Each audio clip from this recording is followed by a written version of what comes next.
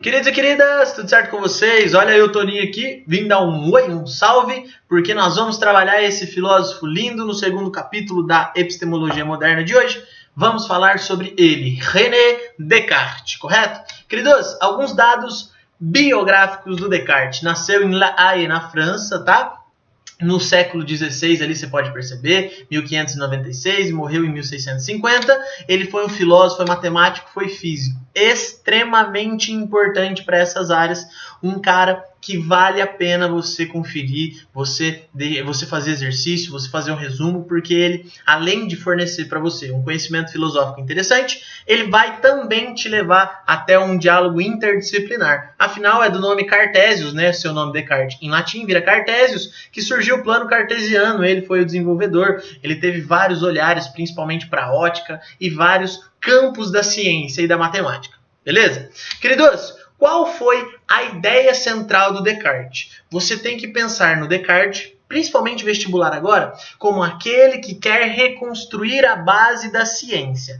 Ele está preocupado com a reconstrução da base da ciência, por quê? Porque ele foi fruto de uma educação jesuíta, educação essa que lhe ensinou muitos valores e conhecimentos aristotélicos. Você lembra lá na aula do Galileu e do Bacon, que o Aristóteles foi questionado, passou por uma espécie de revisão. Eu quero que você pense no que o Descartes está sentindo. Descartes era um ótimo aluno, um aluno extremamente aplicado, e ele aprendeu tudinho bonitinho. Chegou e um dia falaram assim, tudo que você aprendeu está errado. Pensa você, estudar física todos os dias, estuda. Chega na véspera do vestibular, o professor chega e fala assim, sabe tudo que você aprendeu? Está errado. Não seria extremamente frustrante? Então Descartes ele vai pegar para si a missão de reconstruir a base da ciência, beleza? Ele vai pegar para si a missão de reconstruir o edifício da ciência. Olha que bonitinho isso. Ele quer, e ele faz mesmo essa analogia, tá? Com um edifício. Pensa na ciência como um edifício. Ela ruiu, ela caiu, ela quebrou, porque foi construída em cima de bases não sólidas. Porque, segundo ele, construíram a ciência em cima de bases não sólidas e por isso caiu. Por isso que a ciência ela não teve o progresso que deveria, por isso que ela passou por uma transformação tão grande. Vamos agora, então, construir bases sólidas e seguras. Onde isso começa? Isso começa na dúvida. Preste atenção. Tanto na sua vida, como em toda a filosofia cartesiana, a dúvida tem como objetivo encontrar a verdade, encontrar a certeza. Quando você duvida de alguma coisa, você duvida para encontrar algo certo, algo verdadeiro. É esse o objetivo da dúvida metódica. Se você já está ansioso ou ansiosa para anotar, anote o seguinte. O Descartes ele pode ser considerado um cético metodológico. O que é um cético metodológico? É aquele que vai duvidar, porém com a intenção de encontrar uma certeza, de encontrar uma verdade. Vamos conhecer então o porquê e o que ele duvida? Ele começa duvidando dos sentidos. Opa, já faça uma anotação bonita aí, que esse ponto diferencia o Descartes dos empiristas, correto? Os sentidos podem ser uma base segura para o conhecimento? Descartes vai falar não. Por quê? Olha que argumento mais lindo. Se você colocar a sua mão em frente ao seu olho e comparar se você colocar a sua mão entre o seu olho e a lua, você vai perceber que sua mão ela está maior do que a lua, correto? Os seus olhos vão te falar isso. Só que qualquer pessoa com bom senso também diria que é por conta da distância, que é por conta de uma série de fatores. Então, os seus olhos eles te dão uma informação que não é segura. Eles te dão uma informação que não é sólida. O que eu quero dizer com isso? Que o Descartes vai dizer que a primeira certeza não pode derivar dos sentidos. Tá? Pessoas dirão que o Descartes despreza os sentidos. Não. Mais para frente, nós vamos perceber quando que o sentido ganha importância. Mas nesse momento, os sentidos não servem como base para a minha ciência. Ok? Segundo ponto. A dúvida da realidade. Aqui eu quero que você preste atenção. Quem nunca pensou, será que o que eu estou vivendo é um sonho? Sério mesmo, você já pensou nisso, não pensou? Será que o que eu estou vivendo é um sonho? Queridos, o ano era 2006. O jogo era Brasil contra a França. Eu era um cara que amava futebol. Jogo da Copa do Mundo, eu me vestia com o uniforme do Brasil. Nessa Copa, teve uma imagem em que a bola veio e o zagueiro do Brasil ficou só olhando a bola e ela passou por ele e o atacante da França fez o gol. Isso me causou uma tristeza muito grande. E eu sonhei com isso. Só que eu sonhei que eu era o zagueiro. E aquela bola veio. E ela veio no alcance da minha perna. E galera, eu tirei ela com tanta força que eu acordei com meu dedo quebrado. Acredite, eu durmo virado para a parede e eu chutei no sonho, achando que eu estava vivendo a realidade, e eu quebrei meu dedo. Cheguei no médico, o médico falou: como você quebrou isso? Eu falei assim: jogando bola. Ele falou: essas horas da madrugada? Eu falei: é que eu estava sonhando. Quem nunca sonhou algo tão real que pareceu ser verdadeiro? O que te garante agora que esse momento em que você está ouvindo essa aula não é um sonho? O Descartes vai falar o seguinte: as verdades matemáticas. Porque dormindo ou não dormindo, 2 mais 2 sempre é igual a 4. Só que será que as verdades matemáticas elas são sólidas? Aí entra o argumento do gênio maligno. O Descartes vai falar o seguinte: tá, você pode duvidar que você está vivendo uma realidade, que isso tudo é um sonho. Mesmo assim, as contas matemáticas seriam iguais. Mas e se a matemática não for real? Se a matemática for uma manipulação de um gênio maligno, de uma pessoa extremamente inteligente, por isso gênio, mas muito malvada, por isso maligna, e ela quiser te enganar, ela quiser mostrar que você acha que está vivendo no mundo real, mas não está. Queridos, tem um filme muito legal chamado de Show de Truman, onde uma pessoa vive dentro de um reality show. Todo mundo à sua volta sabe que ele está sendo filmado, menos ele. Seria uma espécie de diretor de filme governando a nossa vida. O que garante que isso não está acontecendo com você agora? O Descartes vai entrar nesse momento de incerteza. Queridos, eu duvidei dos sentidos, da realidade, da matemática. Meu Deus, será que eu sou enganado por um gênio maligno? E aí o Descartes vai falar o seguinte: me resta duvidar da minha própria dúvida. Será que eu estou duvidando? Olha a pergunta. Será que eu estou duvidando? Quando Descartes faz esse esforço de duvidar de si mesmo, duvidar da própria dúvida, ele não pode negar que ele está pensando. Queridos, é a partir da dúvida hiperbólica, ou seja, a dúvida que pergunta sobre ela mesma, que nós chegamos na primeira certeza. Eu existo enquanto coisa pensante. Por quê, professor? Aqui você pode anotar uma das frases mais famosas do René Descartes, que é aquela: duvido que duvido. Se duvido, penso. Se penso, logo existo. Isso quer dizer que o Descartes ele vai colocar em dúvida o seu ato de questionar. E ao fazer isso, ele consegue ter a plena certeza de que está pensando. Não tem como eu duvidar de mim mesmo, da minha própria dúvida, se eu não pensar. Então eu existo enquanto coisa pensante. Pausa agora.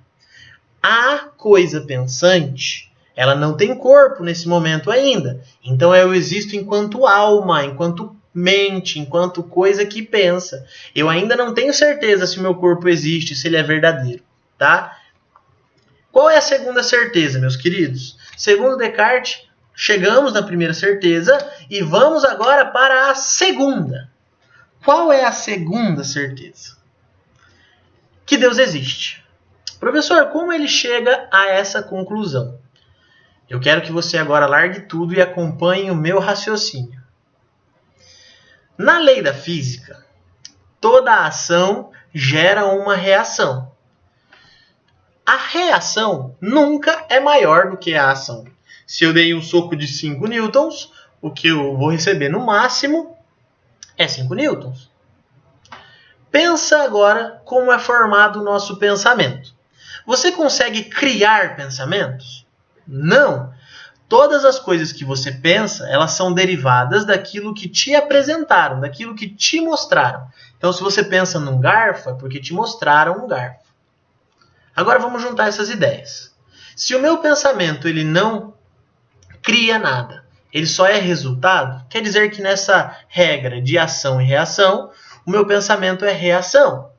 Se Deus é um cara infinito, se Deus é um cara todo-poderoso, todo bondoso, como que eu consigo pensar nele, sendo que eu nunca vi uma pessoa assim? Sendo que eu nunca vi um ser assim? Quer dizer que precisa existir algo do mesmo tamanho ou maior que Deus para ser a ação, para que o meu pensamento, que é reação, exista. Se eu penso em Deus, essa é a prova de que Deus existe, porque não teria como eu pensar nele, porque eu não crio pensamento nenhum. É necessário, então, que Deus exista para que o meu pensamento exista. Se eu penso em Deus, é porque Deus existiu e colocou isso em mim. Colocou isso em mim. Anote. Quer dizer que Deus é uma ideia inata. Tá bom? Queridos, a partir daí, então, Deus não vai permitir que eu seja enganado, que eu seja ludibriado. Então, a terceira certeza é que eu existo enquanto coisa corpórea, tá? A res extensa. Eu existia antes enquanto coisa pensante, e aí veio Deus, e depois eu existo enquanto coisa corpórea. Essas são as três certezas. O Descartes ele vai fazer uma analogia muito bonita com uma frase do Arquimedes. A frase é... a do Arquimedes, né? Me dê uma alavanca e um ponto de apoio e eu moverei o mundo. O Descartes fala o seguinte: me dê uma única certeza e eu reconstruirei todo o edifício da ciência. Então, nós alcançamos a primeira certeza, que é eu existo enquanto coisa pensante. Bora lá? O Descartes vai dizer que nós temos ideias, ou seja, o conteúdo, o pensamento, e elas são de três tipos. As mais puras são as ideias inatas, que são aquelas que nascem comigo. No caso aí, a ideia de Deus, tá? Você pode colocar aí a ideia de Deus, a ideia de infinito. Já parou pra pensar? Como que existe a ideia de infinito na sua cabeça? Porque você nunca viu o infinito, né? Não tem como ver o infinito. Como que você pensa nele, então? É porque o seu pensamento, ele aprendeu isso antes de nascer, tá bom? Queridos, falaremos então do segundo tipo de ideia. Presta atenção, é uma ideia menos pura, uma ideia menos fidedigna do que a ideia inata, é a ideia adquirida, que nós adquirimos através dos sentidos, correto? O tato, olfato, paladar, audição e visão. Então está aqui o ponto pelo qual o Descartes não pode ser chamado de empirista, tá? Porque ele não acredita que os sentidos são a base do nosso conhecimento. Porém, ele acredita que os sentidos têm sim valor e relevância. No entanto, eu preciso utilizar o bom senso para conseguir levar de modo científico as informações sensíveis, correto? Por último, então, as ideias fictícias, que são aquelas advindas da minha imaginação. Por exemplo, o unicórnio. Como assim, professor? A ideia adquirida do chifre, a ideia adquirida do cavalo, a ideia adquirida do arco-íris. Essas três ideias foram adquiridas, ok? E aí o que eu faço? Eu junto essas ideias e eu monto uma ideia fictícia. Então a ideia fictícia ela é a menos nobre, ela é a menos com conteúdo de verdade dessas três. Por isso que nós falamos do racionalismo cartesiano. Olha que bonito. Queridos, o que é o racionalismo cartesiano? Quer dizer o seguinte, que para ele o fundamento do conhecimento está no uso das suas faculdades racionais e não nos seus sentidos. Está nas deduções lógicas da sua mente e não nos sentidos. Isso não quer dizer que o Descartes despreze os sentidos, tá bom? Vamos então para a construção do método do Descartes. O Descartes é conhecido como o pai ou como um dos idealizadores do método dedutivo. O que é o método dedutivo? É aquele que parte de uma verdade e a partir dela vai dilacerando todas as outras. Como assim, professor? Pensa comigo. Primeiro passo é o passo da evidência. Eu preciso aceitar somente como o que é claro e evidente ao meu intelecto. Eu gosto muito de associar essa ideia com o conhecimento de uma árvore, tá? A árvore vai nos acompanhar aqui. O que é a árvore? Você confunde a árvore com um cachorro? Não. Então quer dizer que você tem claro e distinto aí na sua cabeça o que é a ideia de uma árvore. A ideia de uma árvore não se confunde com outras ideias. Então essa parte aí é a evidência. Lembra daquela musiquinha lá? E nessa loucura de dizer que não te quero, vou negando as aparências, disfarçando as evidências. A evidência é aquilo que está correto, que está claro à sua mente. Então para você começar a conhecer alguma coisa, você precisa que essa ideia esteja clara na sua cabeça. Queridos, nós faremos tipo um Lego aqui, tá? Nós vamos pegar uma ideia que está clara e vamos desmontar para conhecer essa ideia. O que nós estamos querendo fazer? Construir ciência. Construir ciência. O método é o caminho para te levar até a ciência, correto? Então eu começo aceitando aquilo que é claro e evidente ao meu intelecto. Segundo passo é o passo que nós chamaremos de análise. A análise é pegar um problema grande e dividir em partes menores. Se você já comeu Kinder Ovo, você sabe do que eu estou falando. O brinquedinho, ele vem todo junto? Não, ele vem separado. Se você já brincou de Lego, você sabe do que eu estou falando. A análise é você pegar o bonequinho e dividir em partes menores, correto? Queridos, você entendeu que no primeiro passo você pega o problema que é claro e distinto, ou seja, a árvore. Aqui você vai dividir. Então você pega, a árvore é composta de raiz, tronco, galhos, folhas, frutos, por exemplo, tá? Então o fruto é menor do que a árvore, o galho é menor do que a árvore, o tronco é menor do que a árvore. Então você vai dividir em partes menores. E aí você vem para o terceiro passo, que é o passo da síntese.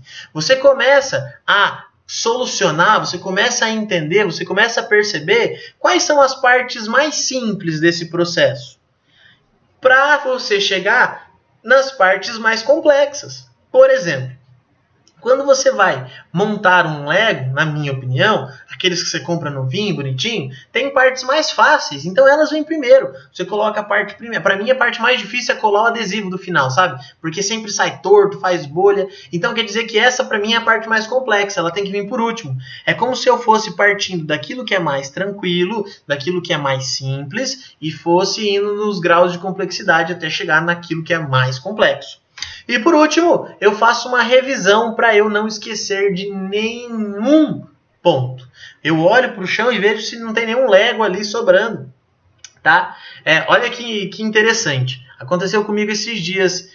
Eu estava com um problema no meu computador, então era evidente, né? Meu computador é uma ideia clara e evidente para mim. Eu tenho meu computador, não confundo ele com nada. Eu comecei a olhar e falei assim, o que tem no meu computador? E eu comecei a pensar por partes. Falou, bom, não é a entrada do fone de ouvido, não é a entrada disso, é a entrada USB. Então eu comecei a desmontar o meu computador. E aí eu comecei a fazer uma ligação para ver se era algo simples. Eu comecei a fazer uma outra ligação para ver se era o que eu estava pensando. E no final das contas era uma bolinha que tinha entrado no meu USB e eu precisava tirar com uma agulha. Beleza, tirei. Então eu fiz a síntese, eu solucionei o problema desde o mais simples até o mais complexo. E aí eu cheguei na enumeração. O que é enumeração? Eu só fui juntando o meu computador, só fui juntando. Quando eu terminei, eu percebi que faltava um parafuso. Sobrou um parafuso aqui na estante. E eu vi que o meu computador ele estava com a gavetinha do CD mal colocada. Ou seja, eu não enumerei, eu não revisei direito. Então, segundo Descartes, eu falhei no passo, eu falhei no método da construção, eu falhei no método do conhecimento, tá? A gente pode destacar aí essas primeiras letrinhas, E, A, S, E. Se você sonoramente falar, vira easy. É um macetinho para você lembrar de quais são os 4 passos do método cartesiano, beleza? Queridos, isso tem muito a ver também com o modo com o qual eu lavo a louça, tá? A ideia é clara e distinta que eu preciso lavar a louça. A análise eu pego toda a louça suja e aí eu divido antes de começar a lavar, em talheres, divido em copos, divido em pratos, tapuars, panelinhas, tudo dividido antes de começar. E aí eu começo a solucionar do mais simples para o mais complexo. Eu começo a lavar primeiro os talheres, porque eles vão ali no solo, ali no chãozinho do escorredor. Aí depois eu lavo o copo, porque daí o copo tem que vir antes da vasilha, porque a vasilha vai por cima do copo, que foi por cima do talher. Aí depois vem outra vasilha que é maior do que a outra vasilha, que é maior do que o copo, que é maior do que o talher. E aí até eu chegar, terminei de lavar a panela. Então o meu escorredor fica parecendo um Transformers. Só que depois de ter lavado tudo, do mais simples até o mais complexo, eu preciso olhar para ver se eu não esqueci nada na cozinha. Tá bom? E aí, meus queridos, faremos a revisão bem bonitinha, bem lógica, bem da hora. Para o Descartes, o importante é reconstruir as bases da ciência de modo seguro. E esse modo é a partir do alcance da verdade, que vem pelo método da dúvida. Nós vamos duvidar de tudo até alcançar a primeira certeza, que eu existo enquanto coisa pensante, tá bom? Então nós chegamos no método dedutivo como raiz de uma ciência sólida, beleza? Lindos, vencemos essa etapa.